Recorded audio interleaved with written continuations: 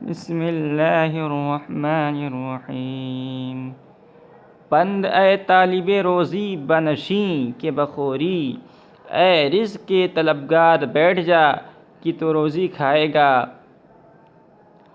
و اے مطلوب اجل، اور اے موت کے مطلوب، میرو مت بھاگ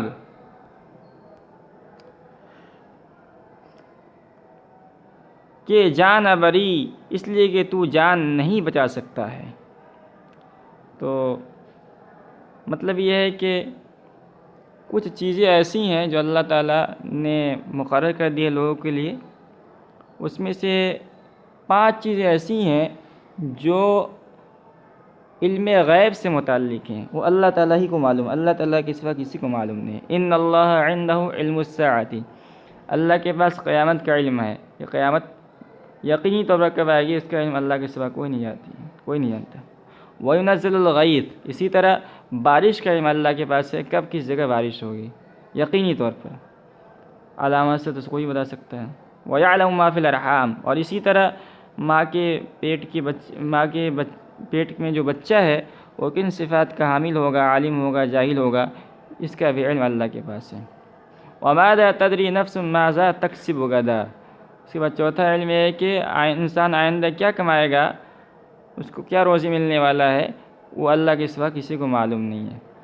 اور اس کے بعد 5ویں چیز ہے کہ وہ بِأَيِّ أَرْضٍ تَمُوتُ، انسان کس جگہ مرے گا، کب مرے گا، اس کا علم اللہ کے سوا کسی کو نہیں ہے۔ تو انہوں نے اس نصیحت میں یہی بتلایا ہے کہ اگر حدیث میں بھی ہے کہ اگر آدمی انسان اللہ تعالیٰ پر مکمل بھروسہ کرے تو اللہ تعالیٰ اس کو ویسے ہی روزی دے گا جیسے کہ پرندوں کو دیتا ہے۔ تو اگر اللہ پر کامل بھروسہ ہے تو اگر انسان بیٹھا بھی ہے تو بھی اللہ تعالیٰ اس کے پاس روزی پہنچائے گا۔ تو اس لیے مطلب یہ کہ روزی کے لیے پریشان نہیں ہونا چاہیے، اللہ تعالیٰ نے روزی کی ذمہ داری لی ہے۔ اور اسی طرح موت سے نہیں بھاگنا چاہیے، آدمی موت سے بھاگ کر نہیں بچ سکتا اگر آدمی کو موت آنی ہے۔ اللہ نے قرآن کریم کے اندر فرمایا ہے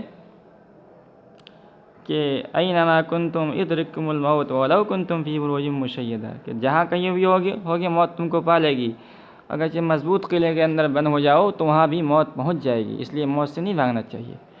جہد رزق ار کنی وگر نہ کنی، روزی کی کوشش چاہے تو کرے اور چاہے نہ کرے، برساند خدائے عز و جل، خدائے بزرگ برتر تجھے پہنچائے گا۔